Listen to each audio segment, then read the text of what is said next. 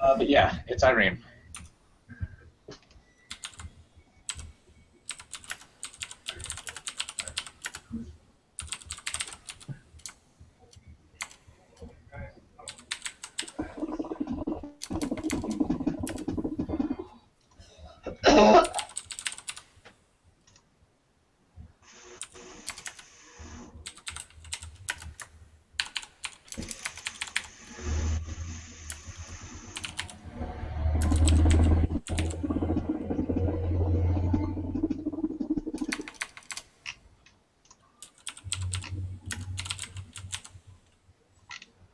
How do you like the song, by the way, Bill? It's really good.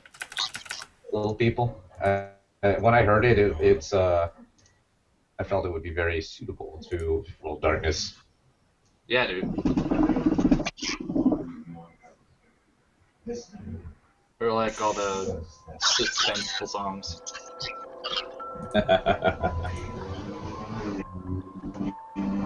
This guy makes a lot of very little people makes very interesting thematic music. Hmm.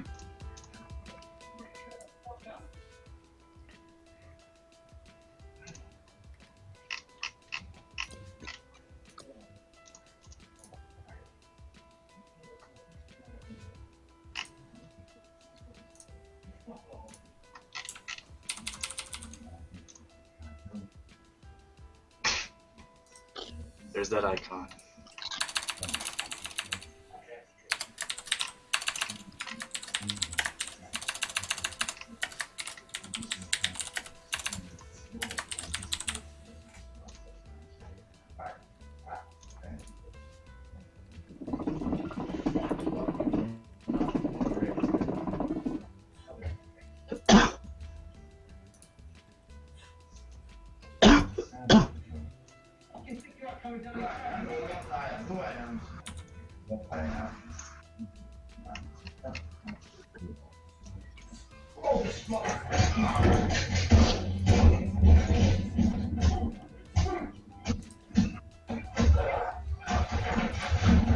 What wonderful things to hear. The beating of men. Oh wow, it logged me out.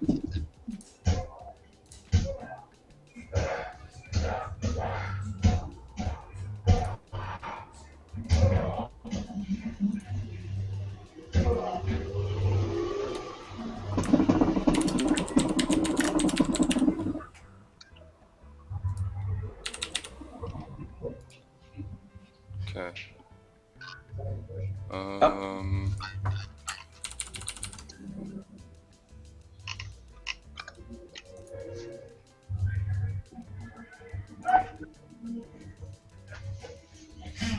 As much as I'd like to let everyone watch this,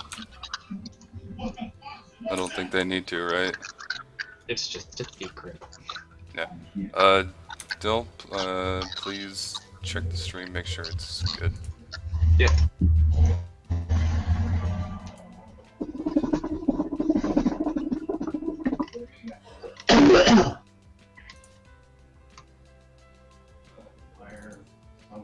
Slice of a mission.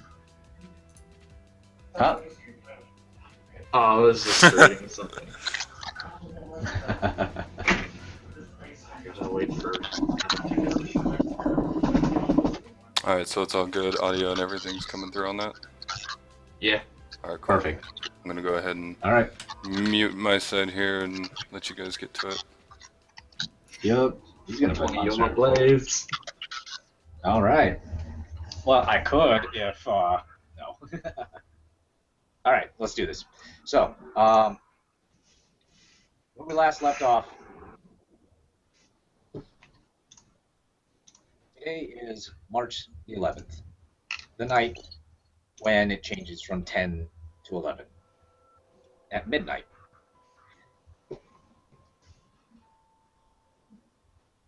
Bridget, where are you at this time? At this point, I will. Where would Bridget be on at midnight on Tuesday, perhaps? Probably in her room.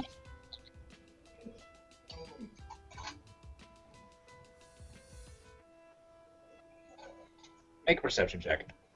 Okay.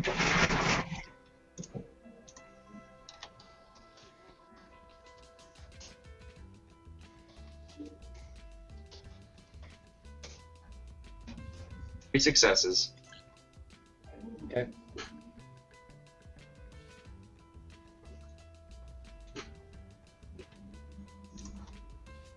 All right.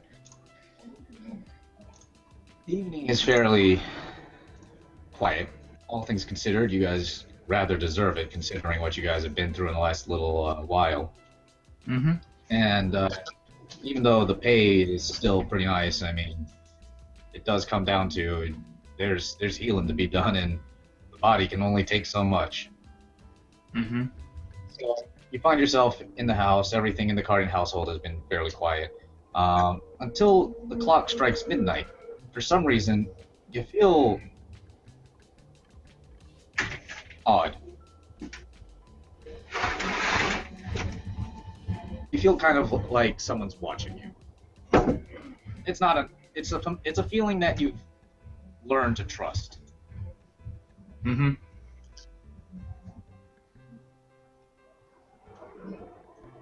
That point, probably sitting at my desk, I have prepared. I grabbed the cold iron sword I commissioned and my other items for when I'm dealing with something of rather large size. All right.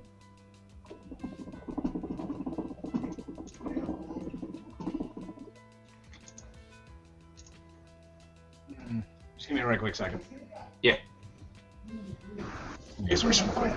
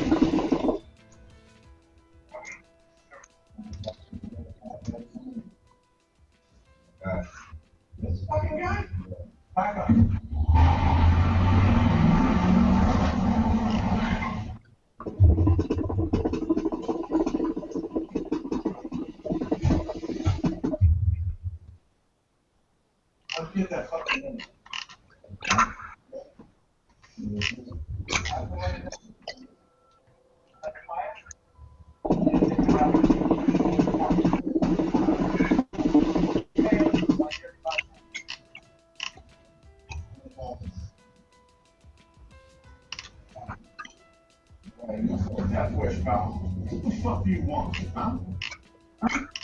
You should be back.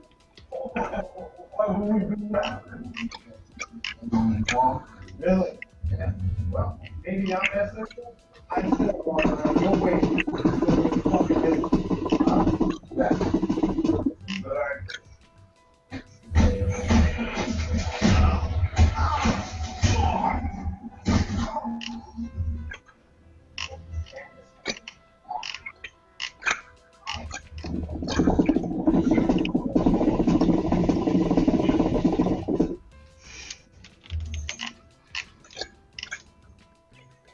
All right. Sorry about that, Bill.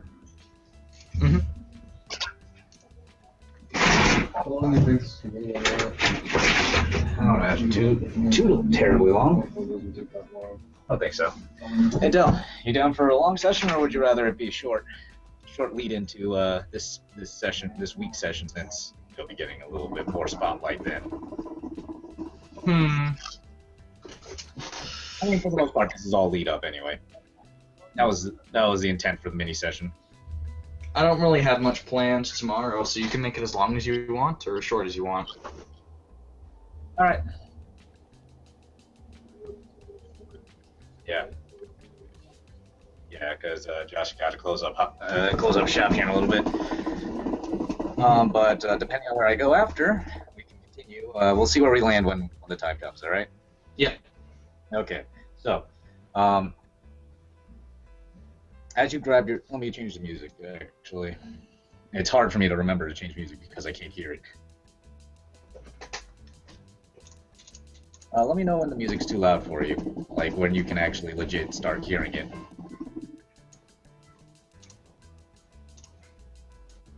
Do you hear it echoing? Not right now. Perfect.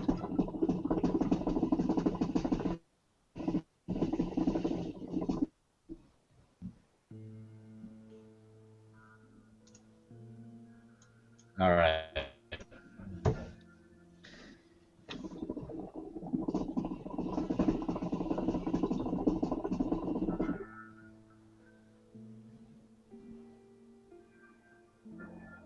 Maybe turn it down a little bit. I can hear a faint echo. Okay. All right. So,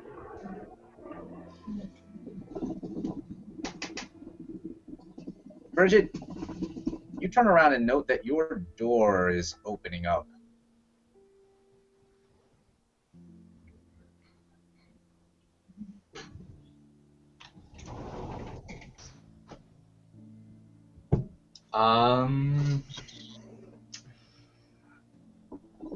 Make sure I have the sword ready and kind of call out who's there. You watch the door as it continues to open into the hallway, the light from the hall peering in. And as the door opens up, you don't actually see someone standing there.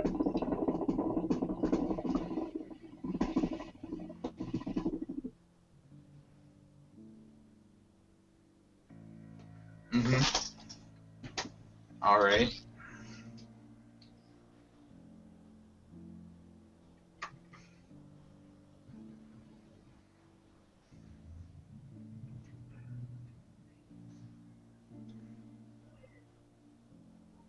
Though you do hear something a little familiar, at least. Something from a very, very long time ago. You hear the sound of something shuffling around low to the ground, almost as if it were stones scratching against the wood of the floor. Narrow my eyes, and before I investigate for it, before I do anything,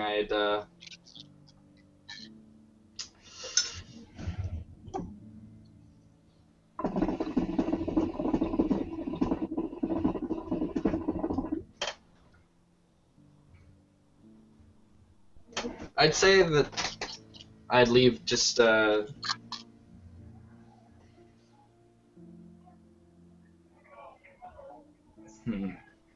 let's make this sentimental.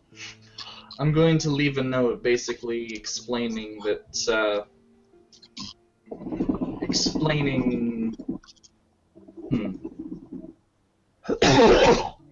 essentially what's happened about the whole thing that Bridget remembered, and I'll stick it in. All right. Actually, let me fill you in on what you remember. Okay. Thank you. Actually. That's important. Yeah. So, you spent the last couple of weeks kind of absorbing everything that you've been able to remember from the river. And what you managed to piece together is that basically your parents screwed up big time. You actually remember that, yes, they were hunters. Not Cardians, though. They were with a different group of some kind, but you were too young to really know what any of it ever meant. Mm-hmm. What you do know, though, and remember very clearly, is how bad they screwed up. See, they went and...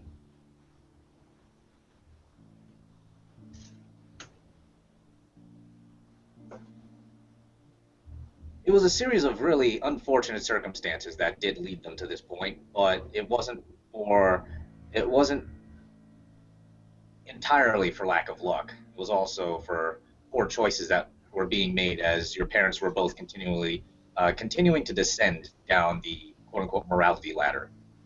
The more they killed, the more inhuman they became. The more terrible things they were able to find themselves doing.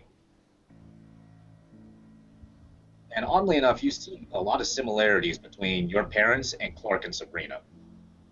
Oh, You're very well aware now that this path leads to very dark places. Mistakes happen, and the supernatural seem to just feed on that negativity that comes from them, as if they can sense them getting closer to that boundary between slasher and human.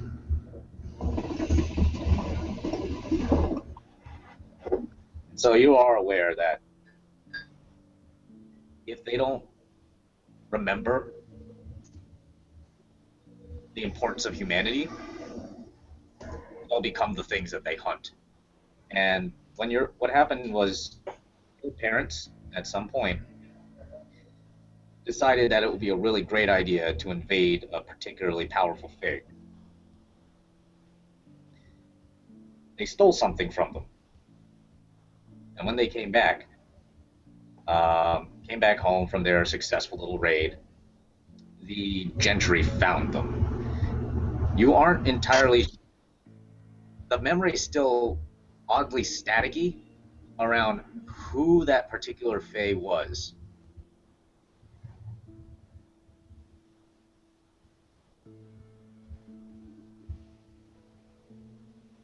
But essentially, they struck a deal, because the gentry decided, if you're taking my thing, then I'm going to take one of your things, and decided it wanted to have you. mm-hmm. And so for a short time, you had been taken away.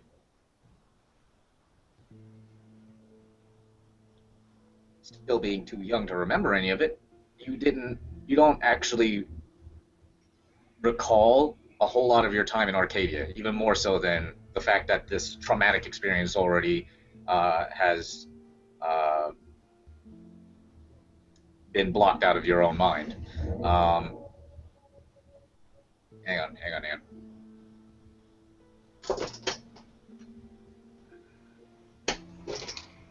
Yes, you do find it particularly difficult to remember who the Fae is. But throughout all of it, there does come a point when your parents come back to get you, and they decide to strike up a deal, one in which essentially they take up a job for the gentry. Mm-hmm. The gentry wanted them to go and take something from a particular fae, and promise that it will, as long as they're still doing it, or regardless of what happens, if they take this job up, the gentry will return you back to your regular life, and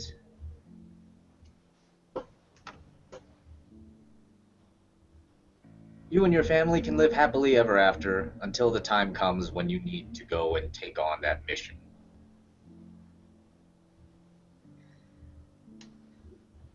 Your parents, being hasty at the time, accepted the deal, thinking that they could prepare and handle for whatever they'd have to deal with whenever the time came. They're hunters, after all, and fairly successful ones too.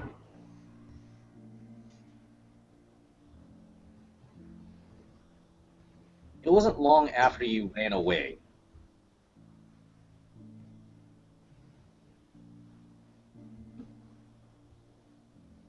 that they vanished too.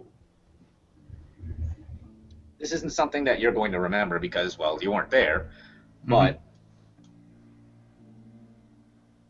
no. Either way, at the moment, you do hear those sounds moving around in your house. Sound of stone on wood. All right. But yeah, Moving with around.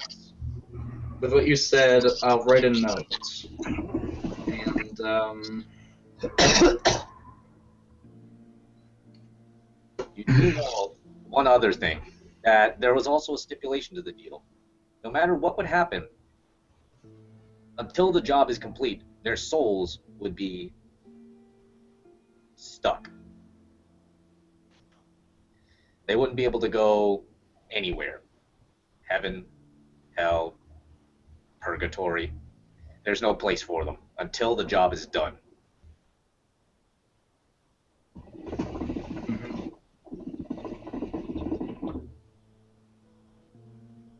You aren't sure who that particular being is that they were sent to kill. But whoever it was, well,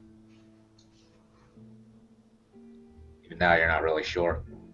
So,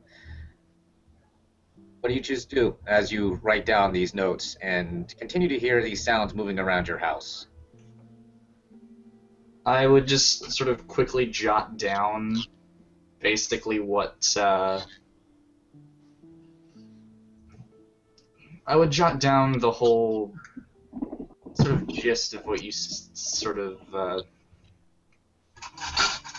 of what happens. Wouldn't go into huge amounts of detail, but basically enough for them to figure it out.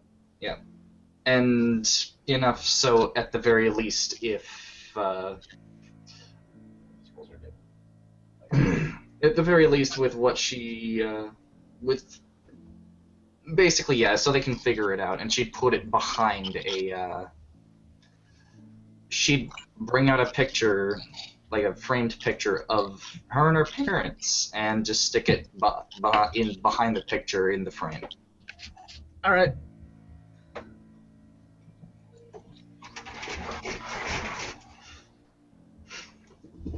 And then grab the sword and go looking.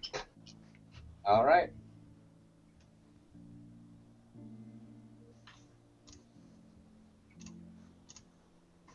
So, as soon as I approach the door, I'm gonna roll perception. Sort of look out into the hallway. It's nice. It's nice. 6.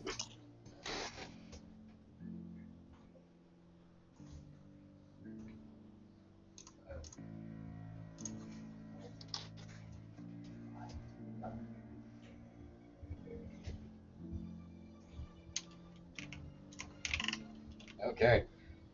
So with your 6 successes, you actually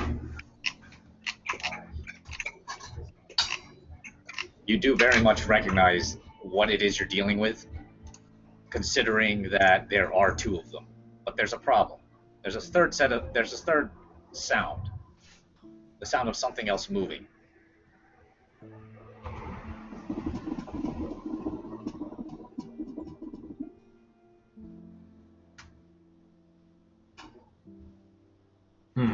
Does it sound like stone?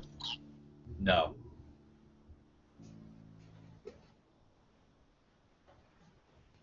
It sounds like a wind. Something moving quickly. But the only sound it makes is the acknowledgement of the wind around it. As it gusts from movement. Alright. Danger sense going off or not?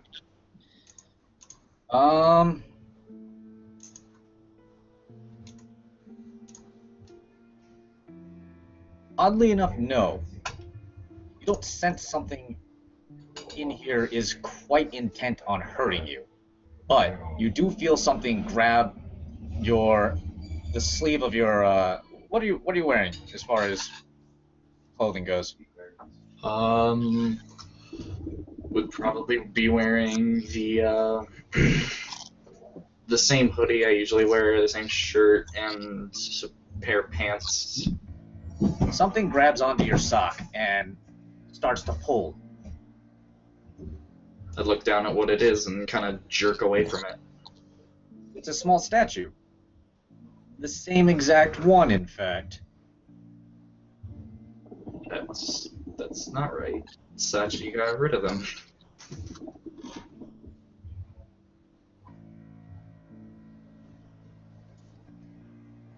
So if that's one, then You hear the sound of movement as the other. You hear the other moving up and also grabs your sock. They both, as long as you're not looking, they both seem to very quickly try and move you along, and this time they don't seem terribly concerned if you can see them or not. They seem to be in a rush, though.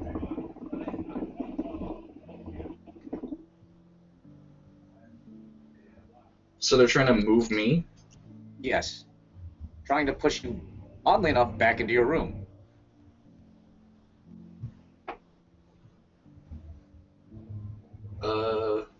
Gonna roll empathy on little statues.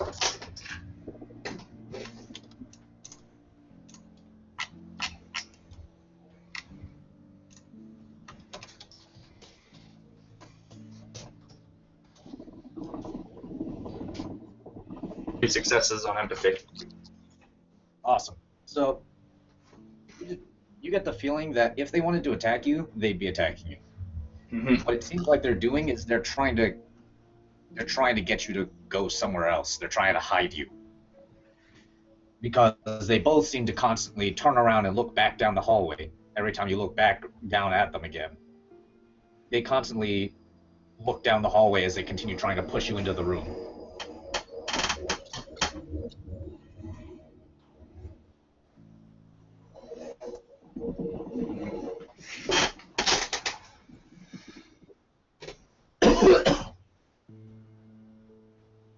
What do you choose to do?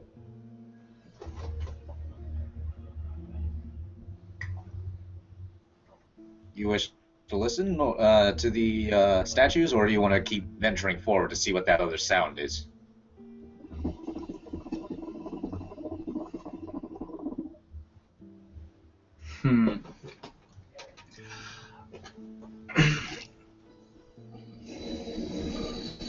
Let's.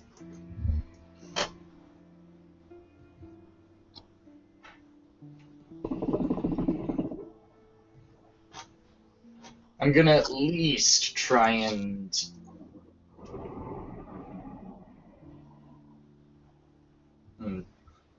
Yeah, I'm gonna try and at least sort of get closer and listen to whatever the sound is. As you do, the angels seem the little stone angels seem more frantically trying to pull you back.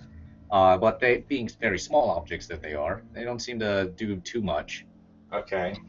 Well, Make a perception check. All right.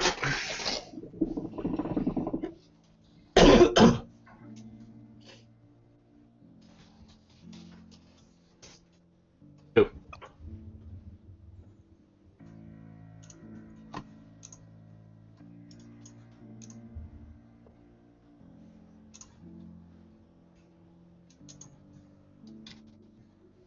Okay. 2 successes? Yep. All right. You turn around back to your room. You find that the window is open. You still hear that sound down the end of the hallway, but you don't remember opening your window. Mm-hmm.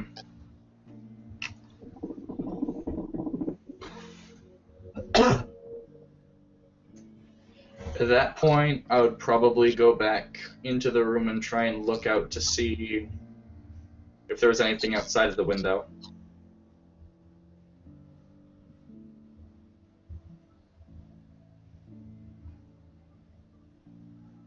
When you go to look outside the window, you find a line. Like a rope, like someone had rappelled from the roof.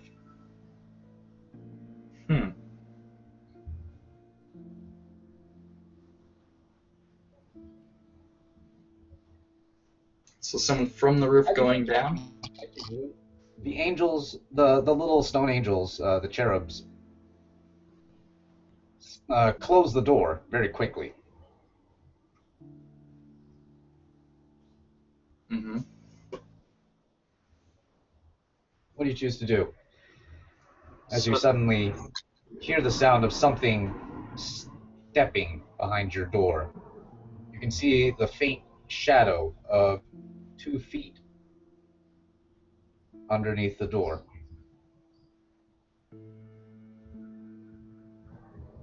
Hmm.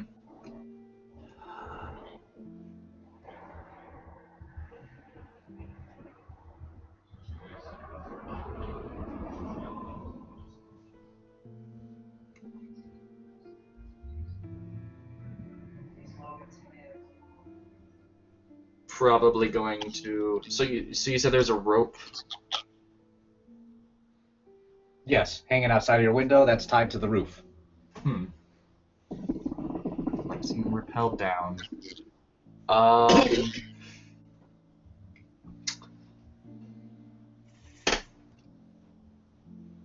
I want to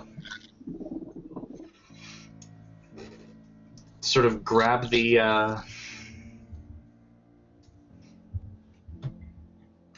I want to grab the rope, hang outside, and kind of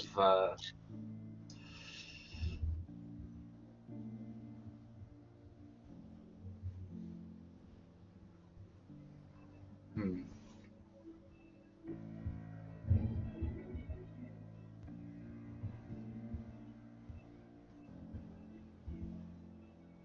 I'd say I would go up, and yeah, once I get up there, then I'd probably try and peek down.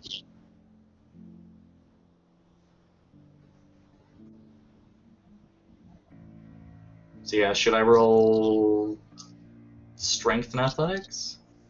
Yes.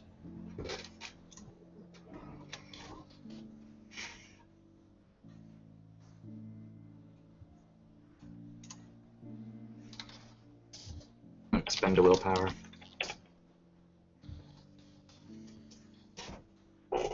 Alright, 2.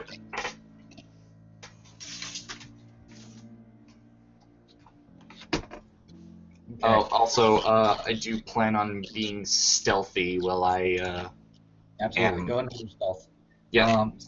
As you do, you notice that the cherubs actually jump out of the window after you, and they grab onto the line and wait and use themselves as a weight to keep the line taut, so it makes it easier for you to climb up. Huh.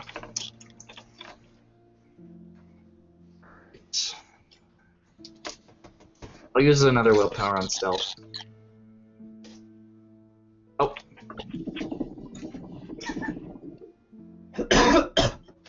You suddenly hear the door explode open, and as you look inside, as you're getting the last little bit climbing up, you actually see what appears to be a torrent of leaves pouring off of a mantle, a giant cloak of some kind. You see stag horns. And you do see the hedge behind your door. Nah. And then you hear it whisper the word. You hear it talking, oddly enough, more directly to the statues. You can tell. But it says, "Time for penance. It's time to pay." Then the memory comes back in full. When you last saw this gentry, it wasn't nearly as powerful as it seems to be now. You can tell right now, looking at it, that this gentry appears to be of the Spring Court.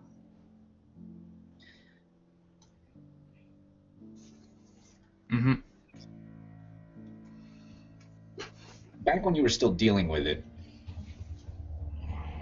this one was called the Lord. Blah, blah, blah, blah.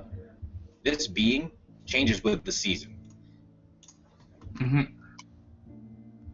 You know him as the Lord of the Forest. Ooh.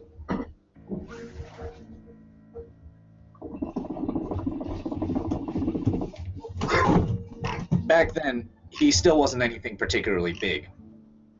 He still had quite a significant amount of power, but he wasn't the king.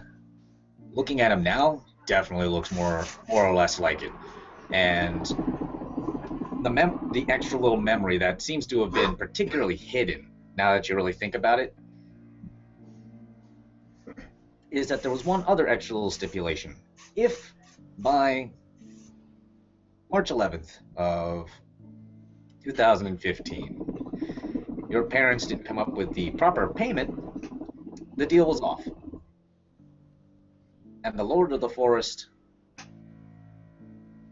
can come back and take what's rightfully his. Oh god.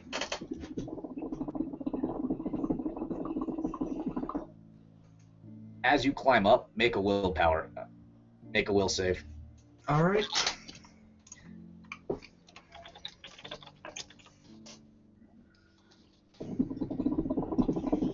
Big money, 3. You suddenly feel that ownership hit you like a rock. You have a very difficult time disobeying him when he says the words, "Come here and kneel." You find your legs already trying to force their way out of moving towards him. And you have to fight against them seizing up as you continue to climb. But before you know it, you've already moved your hand up, you're grabbing onto the next part of the rope, and you continue to climb. Mm-hmm. You see the Lord of the Forest walk over and look out of the window up at you as you continue moving up to the rooftop. Go ahead and make another strength and athletics check to continue climbing. Okay.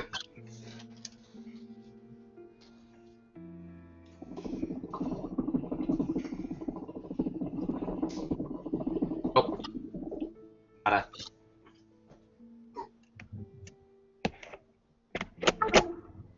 How many? 0. 0 successes? Would you like to take an extra beat on that?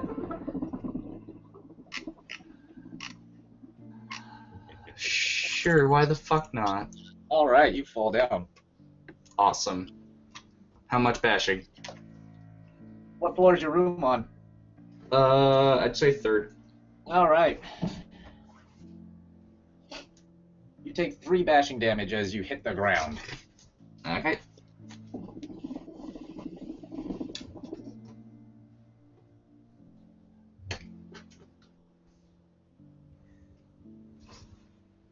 Alright, go ahead and roll your stamina and composure to stay awake. Or pass out from the impact. Roll an AP 10. Alright, you're fine. And fine just in time. You roll over and get up as the Lord of the Forest jumps out of the window and lands on the ground next to you. He walks over to you, and you can see in his hand he's got a collar and an iron and a chain.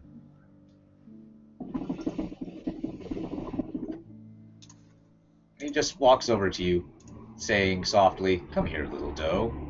It's time to return home."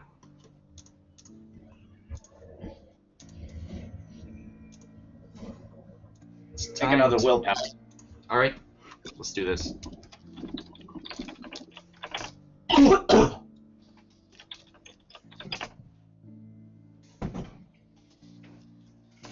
Oh my. Bridget?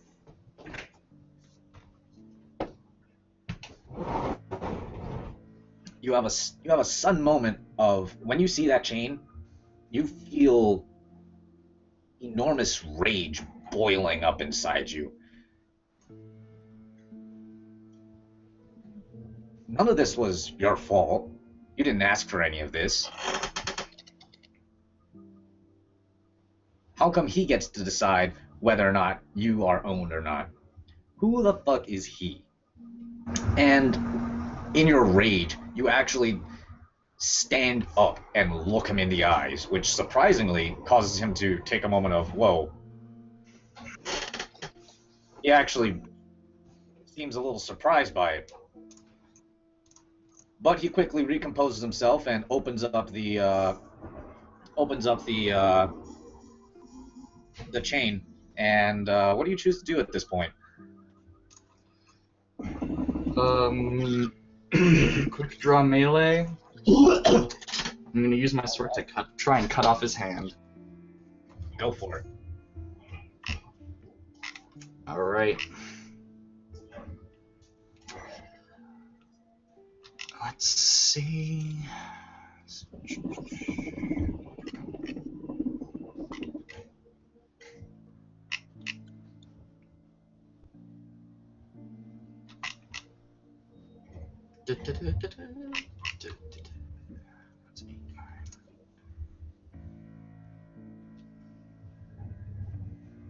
All right, that's -5, so -5, 7. All right, that's 3 plus 2 from the sword. That's 5 aggro. All right. You actually managed to take his hand clean off, and with it the chain. You watch as he reels back, clutching his ruined arm, and lets loose this. When he howls, you don't hear it from him. You hear it from nature itself. All plant matter around you screams on his behalf.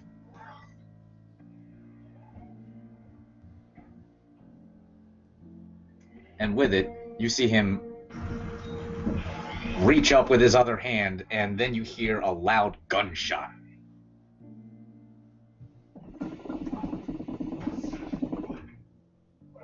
You watch as the Lord of the Forest looks down and clutches at a new hole in his chest. And he turns around, and that's where you see Irene is standing, holding her rifle.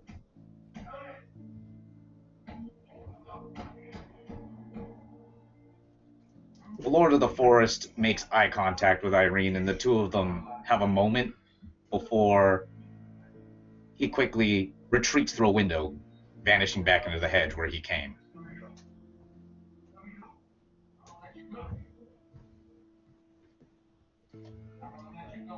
I'd sort of smile at Irene and say, thanks.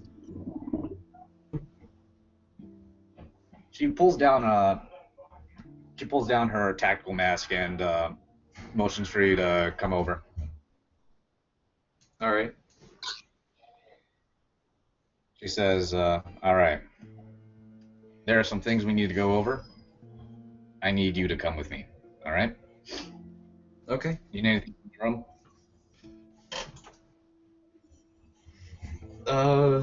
I don't think so. All right, let's go before anybody else wakes up. She nods. We don't want to get them involved in this. This is particularly messy.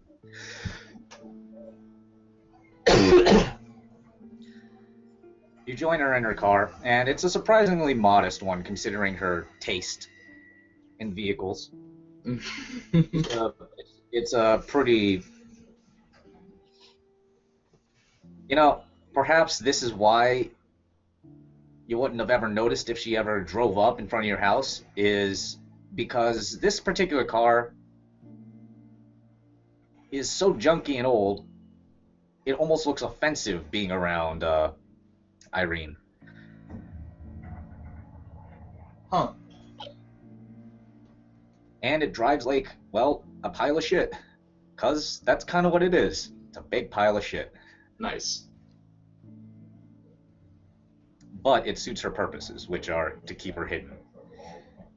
And inside you begin to note that this particular shitty car has been warded to make it almost like a mobile safe house.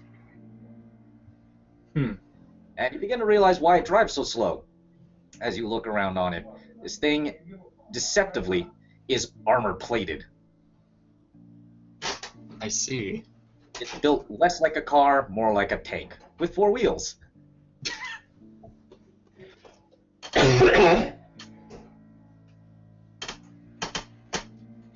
So, as you're in the car, you find yourselves driving down over to, you find yourselves driving down a lonely freeway at 1 in the morning. And at a certain point, somewhere up near Corona, over on the 91, she pulls off and goes up to the mountains. You see, there's a gate where she pulls up into, and she steps outside and quietly just opens it up and moves the vehicle in. Oh yeah, Already put all 4 of them in. awesome.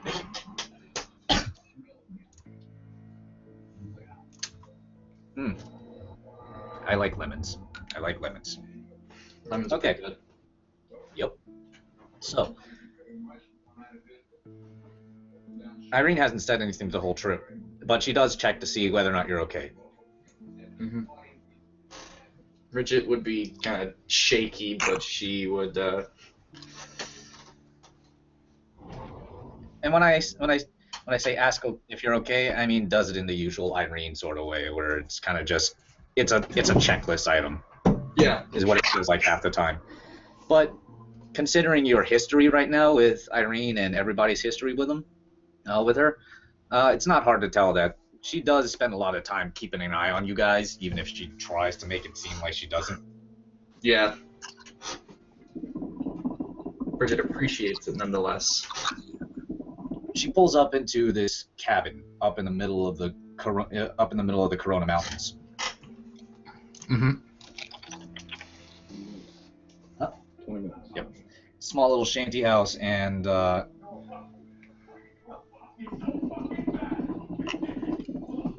inside you see that this place looks like a tool shed in the middle of nowhere. Mm-hmm. The tools are all rusted over. It looks like this thing has been sitting out here for years, if not decades, maybe even centuries. You don't know. But she does go to the back towards a part of the floor which, if you didn't see her open it, you would never have seen it. You wouldn't have even guessed. Because you would, and as you hear it open, it's fairly thick, so even stomping your feet to try and find trapdoors, you wouldn't have been able to locate that either.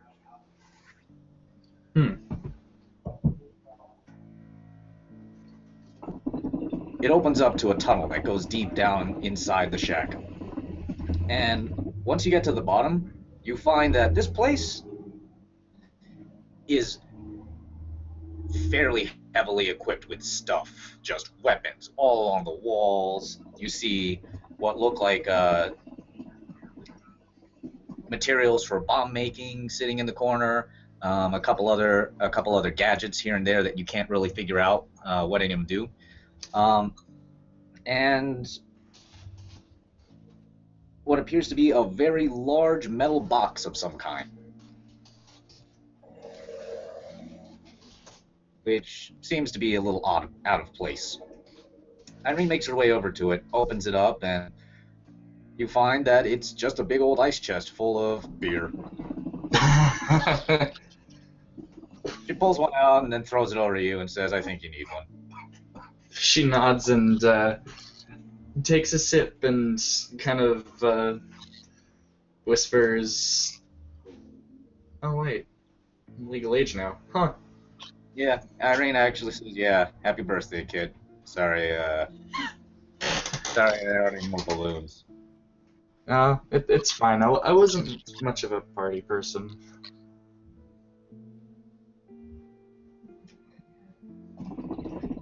So she sits you down, and after a little bit of time with her tinkering around with some stuff, moving some things around, it seems like she's kind of she's going down a checklist again, and she has to make sure everything's set before she can sit down and do this. And so after about a good half an hour, she finally sits down and then says, "Okay, there are a few things that I need to tell you about.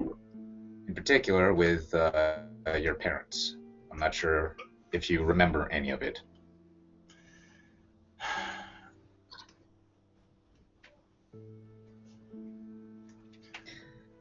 I remember that they were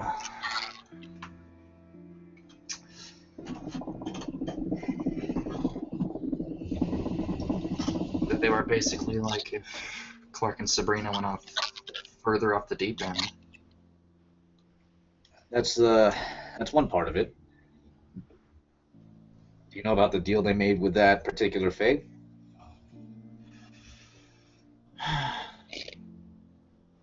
that I had to, what was it, kill something? Yes. Do you know what they were sent to kill? It was, did you say it was another true fae, or another thing? Or, Another fae. Yep. She said not really, just kind of another thing. I don't remember all it. That's kind of a hazy part of it. Yeah. Go ahead and roll empathy on Irene. Okay.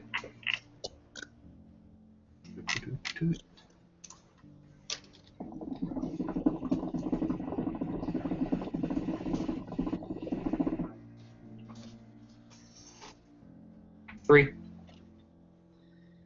What you see on Irene's face stands out to you particularly because you've never seen anything like it before. Usually she remains fairly locked down. What you see on her face for just a small sliver of a second is remorse and regret. But she locks it back down fairly quickly. And she says to you, the fae that they were sent to kill was Raven.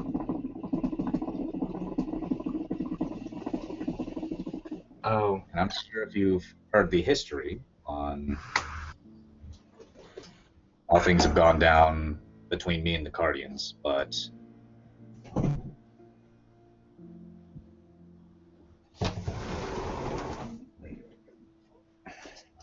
you do notice that your little stone cherub's not here. Hmm. Irene looks at you and says, Bridget, I'm sorry, this is kind of hard to do. I'm sorry. What? When your parents got a little too close to Raven, the one who took them down was me.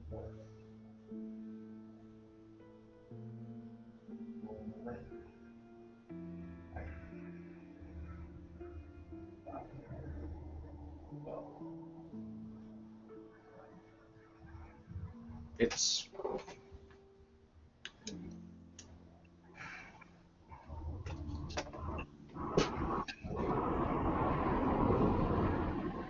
just the nature of how things are, I guess. I mean, they weren't exempt of all wrongdoings either. It doesn't change the fact that it happened and they were still your family. And for that, I'm sorry for depriving you of that. But when I did take them down,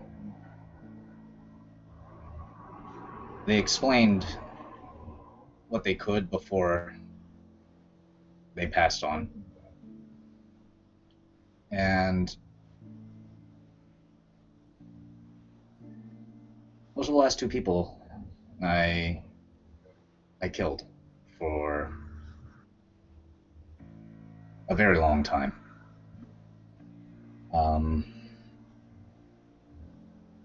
I'm sorry, it's kind of strange telling you all this. I'm not entirely sure why. I guess I'm... Alright, look, considering the nature of the situation, I promised that I would be here to wherever you went, wherever you were. I promised your parents that I'd find you on your 21st birthday and keep you safe. Explain their situation to me, and explain that it wasn't entirely their choice, and I understand. So, I guess this is where we're hiding out. What do you need? Bed, toothbrush, anything? we're going to be sticking it out here for a little bit. Mm-hmm.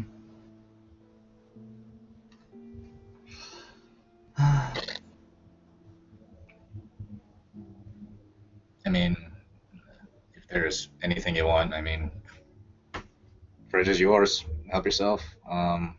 Thanks. This is the safest place I can think of, honestly. Even Raven doesn't know where this place is. Raven.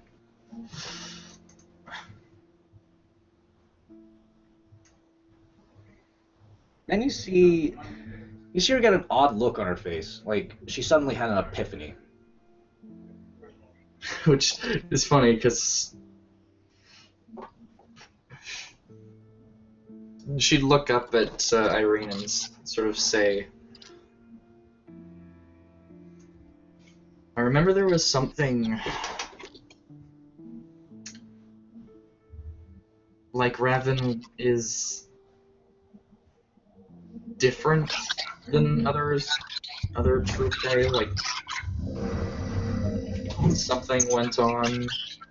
It was not a lot of detail. I remember Isaac talking about it. It was like I only remember that. Well, the Fae isn't Raven herself. My sister is a changeling. It was a thing that was inside her that was the Fae. So, you actually see her kind of get this look in her eye that it's that. Perhaps if it were on anyone else's face, it might have been seen as a moment of confident recklessness. Realization that, you know what? There is something we can do about this. But when Irene puts that face on, it has the look of a lot of people are going to die very soon.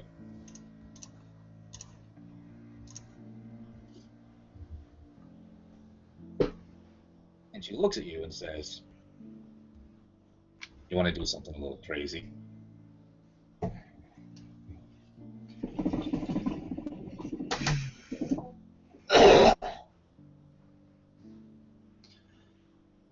After everything that's gone down, after all this,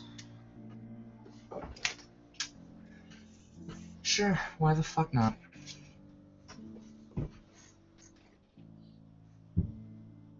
She leans back in her chair and says, well, there's one way we can stop the lords of the forest from following you.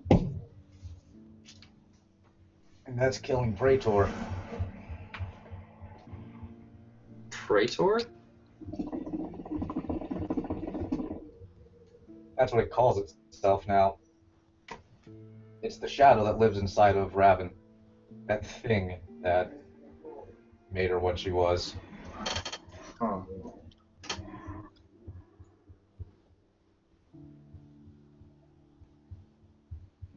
Do you know lay low here for a little bit to try and get the Lord of the Forest off our tail? Once it seems like he's given up interest for a little bit, we'll see what we can do about hunting down this Praetor and putting it down for good. She nods. Until then, we'll hang out here, and I guess I'll be training you for a little bit. Ready for a couple of days of learning how to shoot? Yeah. I could use some brushing up.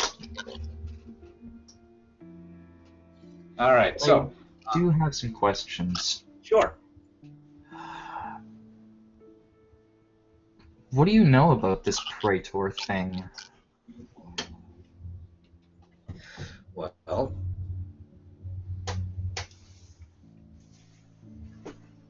it controlled my sister.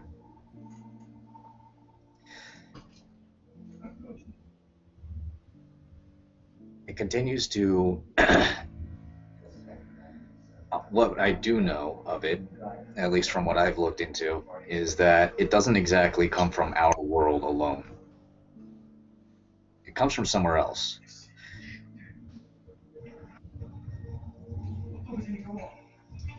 It operates similar to a Fae in a lot of regards, but it's something very different. Even other Fae call it an alien.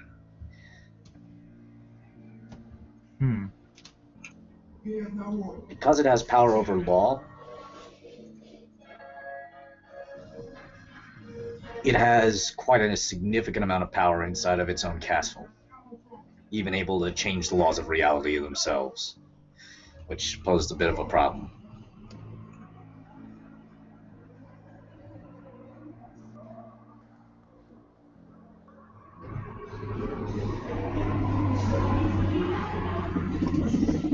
Right.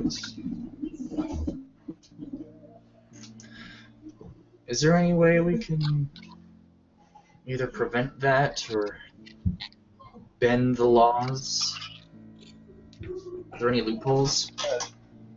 She's actually been working really hard on trying to find a solution to that for the last for the last few months, and she hasn't gotten anything. She hopes that Isaac might know something a little more. Right. But I'll have to go and check on him later, because right now, the important bit is stay in the safe house, don't get caught by the Lord of the Forest, because, as Irene basically tells you, she's going to have a hard enough time taking him down alone. Taking him down and protecting someone else is guaranteed failure.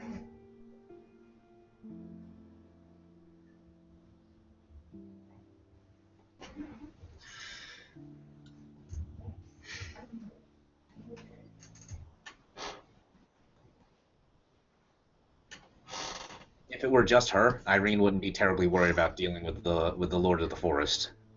But she doesn't have time to hunt him down specifically right now.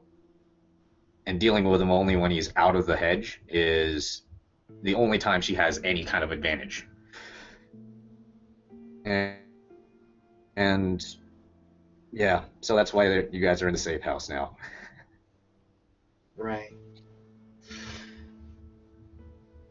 That kind of leads into another question, actually. When it comes to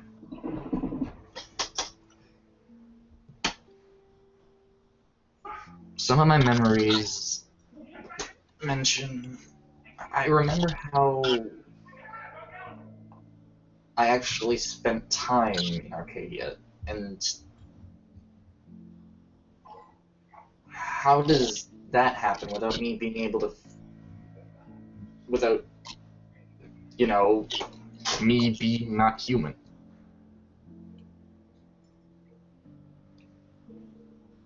If I'd spent enough time there, then it would show. It would. Unless that part was taken away from you with their memories. I remember when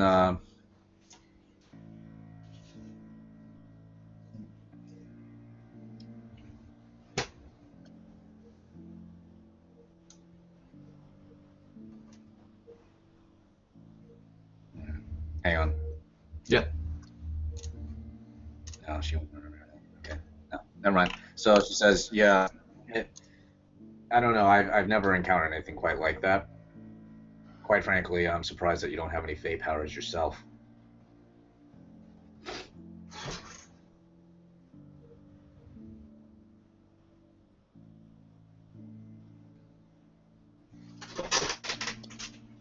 Well, they kind of just gone up and disappeared. If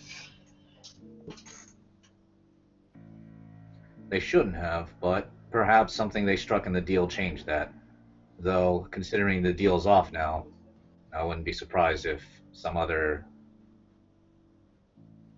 interesting developments were to come about from that. Just keep me updated on it, alright?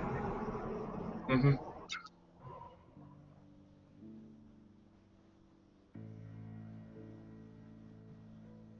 Anything else you'd like to know? She asks as she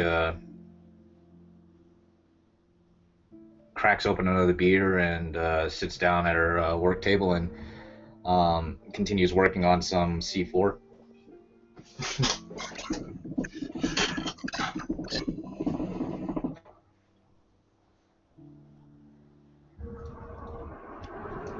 She'd ask,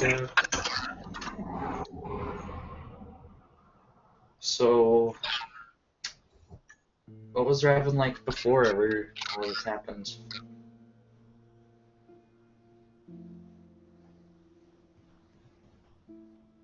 If you don't mind me asking. She pauses.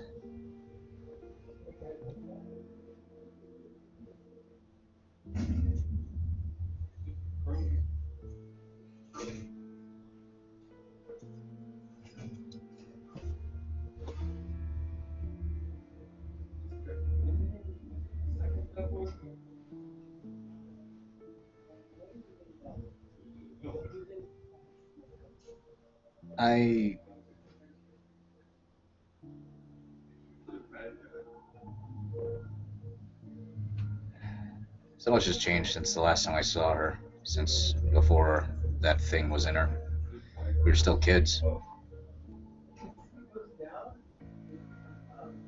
I mean, she's the kind of person that goes wandering off on her own and comes back with a bunch of scrapes on her knee and cuts on her elbow with a big smile on her face. Yeah, I know. Out here when the curfew is on. For sure, for sure.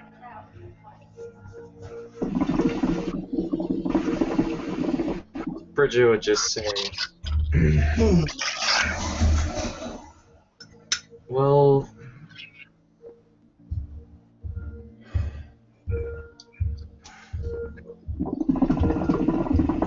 She's also the kind of person that wants to be your friend.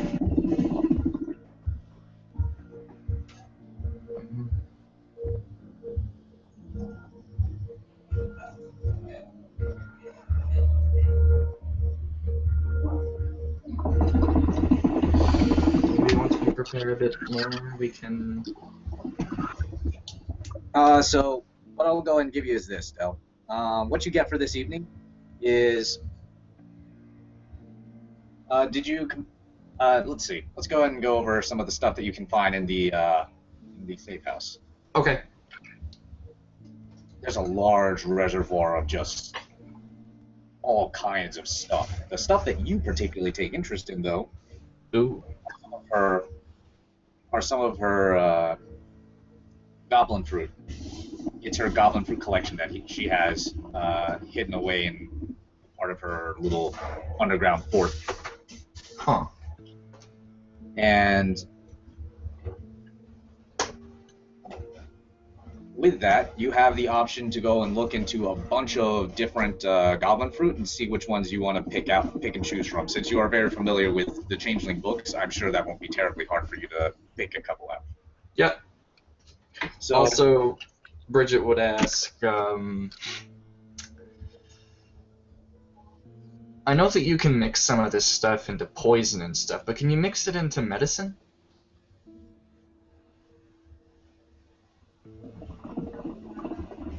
she looks over at you. Some of them you can. With the right mixture, you can make a good salve, but even then, it still takes a little bit, and the effects that come off of it are still a little extreme. Okay.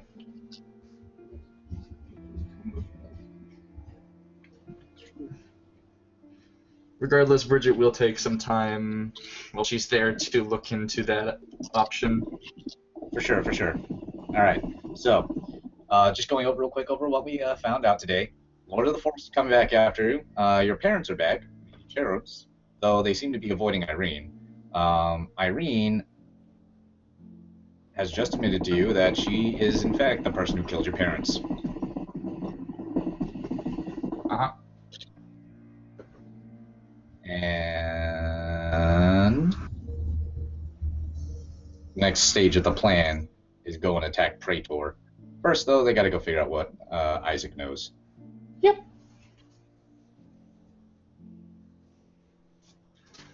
So feel free to relay that information to Isaac as you give him a phone call probably the next morning and explain a couple of things to him. Also, Irene says, if you're going to call him, there's a phone that she uses that basically makes it seem like you're calling from somewhere like, oh, I don't know, Mexico. Okay. So call on that number and do not tell where you are. Those are the two rules for talking to Isaac. If you can handle that, then you can talk. You can tell him about whenever you get the chance. Yeah. But yeah, at that point, Bridget would just kind of spend the time brushing up on, you know, some shooting skills, studying the goblin fruits, and generally just kind of training herself until the plan commences. Yeah. As of right now, I think the plan is going to hit on Friday the 13th. So check in on that with Isaac. Okay. All right. So hope that was interesting enough for you, Del. Do you have Dude, any this plans? is so cool. Do you have any plans for Friday? Nope. I don't have any plans for Friday other than session. Okay. Are you going to go into session with Bridget, or are you going to go into session with your interns? Given if the plan continues on the 13th, I'll probably go with Bridget. Okay. This Friday, we're not actually playing on the 13th. The Friday the 13th, because that day is when the attack happens. At least out of like in meta. Yeah. Um, If it's not on the 13th, then I'll probably play and... It might be on the 12th just because it's lead up, because you guys still have one last thing you guys need to look into. So we'll see what we do on that day, but on that day, just I guess have your interns ready just in case you feel like it doesn't fit into your plans. Yeah. And just aim to play Bridget. Okay. With that, I guess I'm gonna go ahead and hang up out of here and let Josh go and turn his computer off. Okay. Thanks for the session. Hey, no problem, Dylan. Like I said, hope you had a good time, and we'll see you this Friday as we continue to roll into this interesting double finale. Yes. All right, cool.